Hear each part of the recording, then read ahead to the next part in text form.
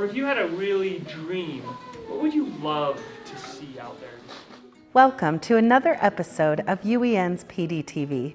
In this episode, we have traveled to Dr. Joey Kozlowski's second grade classroom at the Edith Bowen Laboratory School on the Utah State University campus. And today, we're going bird watching. We're a public charter school here with Utah State University, and we have I call it a three-pronged mission. Our first mission is to provide high-quality constructivist education to our kids. The second is to train pre-service teachers here with the university. And the third is to conduct and engage in educational research. And so it's a beautiful place to work. We really have a lot of collaborations across the university with different professors in education and professors in other content area that really help supplement the work we do here. EdTech Competency 3A focuses on critical thinking, specifically project-based learning. In this episode, we'll follow Joey and his students on their weekly bird study, where they get to go outdoors and explore, observe, listen, and then draw, create, and write, all surrounding the birds that they observe. This really creates a bridge between the academic curriculum and the real world.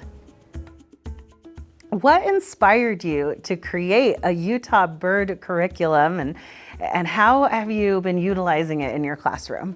I've always been really passionate about outdoor everything, outdoor education, just being outdoors, an advocate for those things. And so I was thinking that summer, what could I do? And I don't know where it came up from, but it was like, birds. Birds are everywhere. You can see them from the car, you can see them at your house, you see them on vacation, you see them everywhere, right out our window here. So I reached out to the local Audubon Society. We brainstormed on what that might look like and jumped in. And that first year was very much exploratory and did some bird things once in a while and did some readings and maybe went out and looked for birds and did a science lesson once in a while on birds, and it was fun. But it wasn't super intentional yet.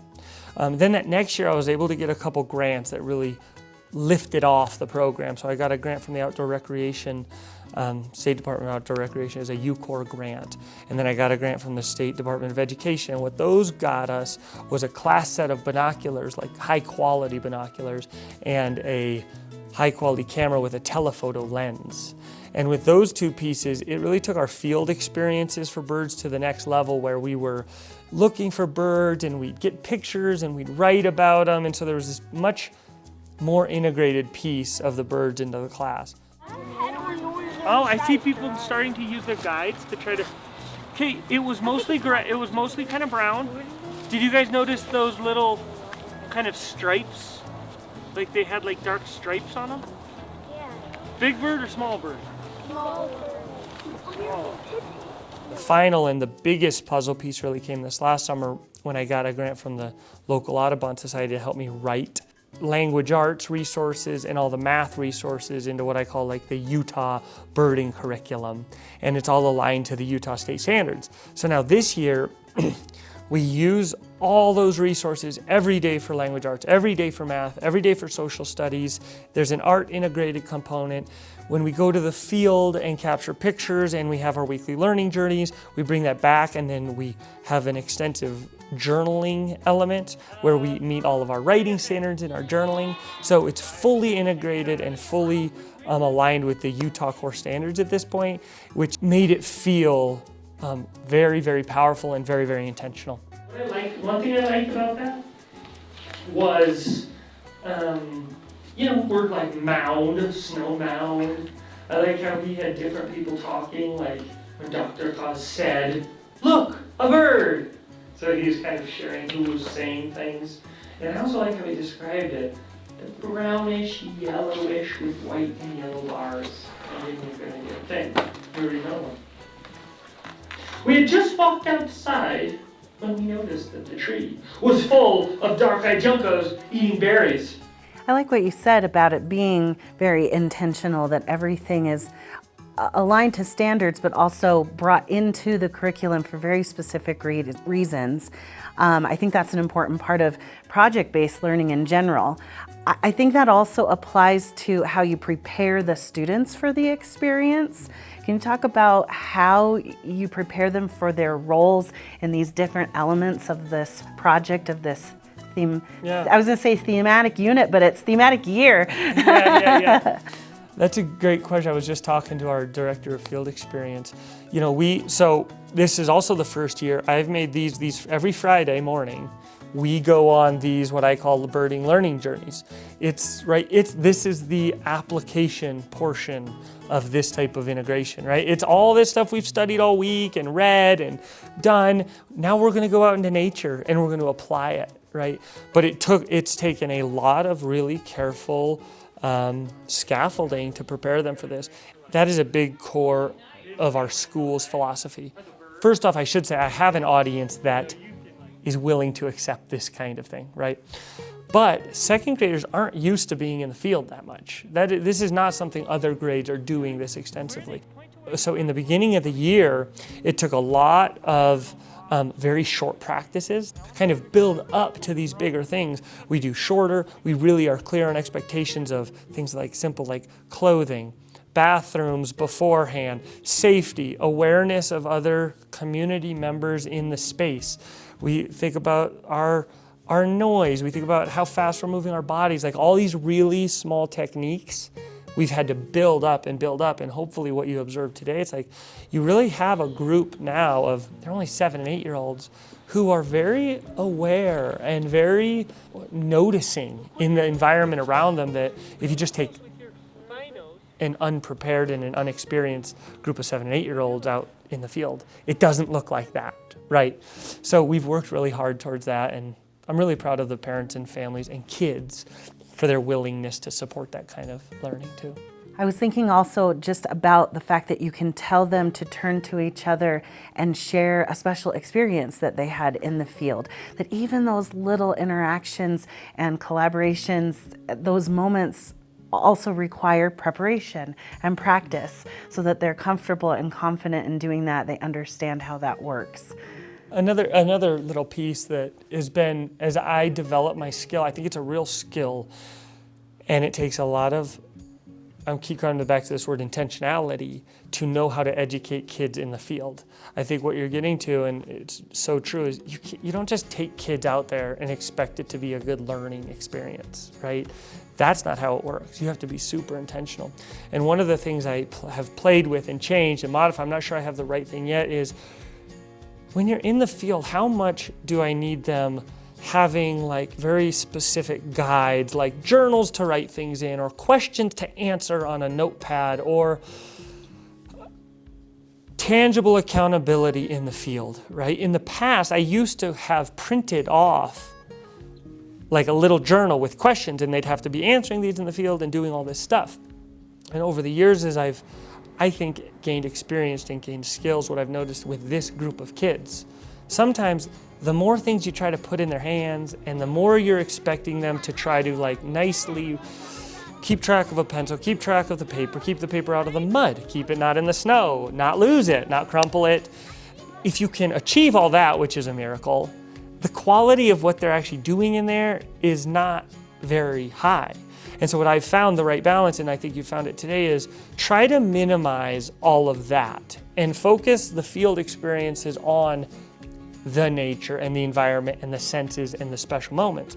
But then that super, super intentional part about we came back and it was directly related exactly to that experience. And it was right away. There was not it's not after lunch or later. It was like right away we got back to it. And what I find is their qualities, their work is so much better. They're more engaged in the field.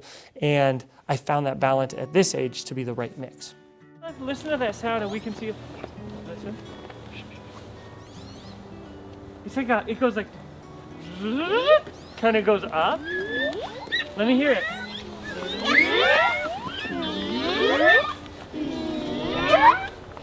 Do you want to scoot? We can scoot to see if. Okay, last thing. This is that bird right in the beginning. Remember that we were trying to get, we all saw together right out here?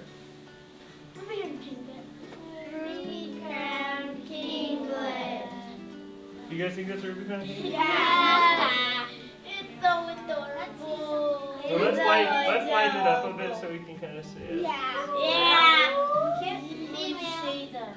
Technology plays a big role in this bird curriculum as well, but at first glance, someone might not actually notice just how much it's integrated because it's, again, not that maybe typical image of sitting in front of a computer. You use a lot of technology, the kids do. Tell me about what they're using and how you've designed it to be that way. Well, the first thing, I gotta talk about the camera in terms of a digital technology. That's been a real game changer because you take the kids out, for a while we had the binos, but not the camera. So you take the kids out with the binos, right? Birds, they are hard for even adults. They don't stay in one place. You get a glimpse and it moves. You get a glimpse and you move. You have to track it with the binos. It's very hard. I mean, it's incredibly challenging. So you get this camera and it completely changes the game because what you can do is you can lock in a single moment an experience or an experience that's close enough to what they really experience that they don't really know the difference. I mean, like for example today, with those pine siskins playing in that tree, they're seeing movement in the tree. Did every kid probably lock on one with their bino? Probably not, because they're hard to use, right? But they know there were little birds, and they know they were playing on the pine cones, and they kind of know they were brownish with stripes, right? I was able to get those pictures, and then it's like, that paints in a perfect still frame image of exactly what was going on there that they experienced, they just couldn't see. It also adds to some really great accessibility things because we've had, I've had students last year, like I had a student in a wheelchair who could not use, arms didn't work well enough to use the binos, right? And so it's like being able to capture those things and then bring them to a level where that student could engage with what we were seeing was a really great way that enhanced that accessibility for that student. So the camera's been a huge piece. And actually, sometimes I have my iPad, you can actually remote view and shoot the camera from the iPad. And I have that hooked up sometimes so the kids are actually holding the iPad and they're actually taking the pictures. So that's really cool when we get that going too on special occasions. And then you bring it back to the classroom and you've got Canva and some other things that you're using to... Oh, Canva, I use Canva, game changer. I use Canva to make all the curriculum, everything I've made on Canva, and if I didn't have Canva, I'm not sure I could have done it. I mean, that's been a huge program. The students actually, one of the goals I have coming up is, because I have kind of a template of that Wings Weekly, right, because I used the same template for the more birds I made. I have the template. Last year I had the kids at the end of the year make their own reading bird page, front and back, but I printed out and they did it all handwriting.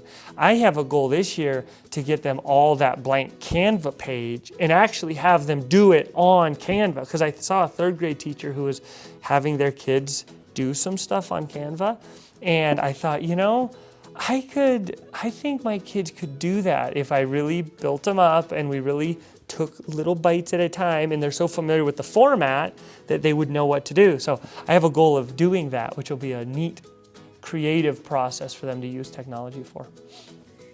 I noticed this smooth technology integration. Another thing I noticed is this very smooth content integration. You already mentioned English language arts, science, social studies standards, all built in, but then you take it beyond that to arts and movement, and how did those play a role? Yeah, I believe in the power of integration ever since this all started with the birds, and I see the kids connecting to knowledge at just a whole different way. It's like, there's something magical here, right? And so I'm constantly asking myself, can I integrate like PE, physical movement? You see them doing all the bird movements around the room. Can I integrate music? We sing songs, they do the bird call. Can I integrate art? I'm not an artist. And this is the way that I'm integrating art to such an extent now, I'm stunned. I've stunned myself, and including our art teacher, you know. She's constantly coming down and wanting to see the kids' work and ask and check in on how they're doing. So across all of the content areas, I'm truly trying to create a fully integrated environment. Why is it so important to make this connection from the academic experience with all of this to real world hands-on experiences? That's my core belief in this, why I think outdoor education and this birding integrated thing is so powerful. How do I connect academic knowledge to the real world? My philosophy on learning is that is what learning is. Learning isn't something you're just jamming a bunch of discrete knowledge chunks in your head and just have them there.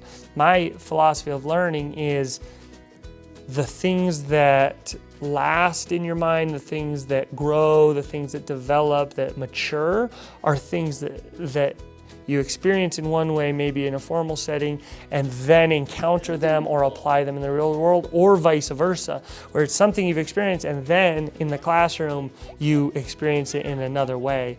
That's why I've gone this direction, is because ultimately that's my philosophy of learning, is that that's the core of learning, is making that connection. Well, thank you so much for letting us join you today in your classroom and seeing all of the amazing things that you're doing. I also want to say congratulations on being one of our Utah Teacher of the Year nominees for the state. That's amazing. Well deserved. Thank you. Now that you have seen EdTech Competency 3A in action, consider how you can implement this competency into your own teaching as well. So start with project-based learning. What does it look like? What are the components? And then add in other elements like outdoor and hands-on learning. Each of these different types of teaching and learning require that students understand their roles and responsibilities throughout the project. You'll notice that Joey's students were definitely prepared and then reminded about these roles throughout the experience. Consider what roles you need the students to take on and how you can prepare them for that. You'll also notice that technology was a vital component of Joey's project-based learning activity. But you might not notice technology being used in that traditional way of students sitting in front of a screen. Instead, students are utilizing binoculars, and the teacher has a digital camera. They're looking at the view screen.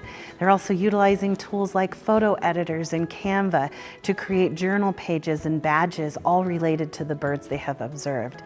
Keep this in mind as you use technology. What tools can really enhance the learning experience, but keep it interactive and keep it engaging and creative. For even more ideas, resources, strategies, and tools, and to access some of Joey's curriculum resources, be sure to visit uen.org/PDTV and access the teacher toolkit that accompanies this episode.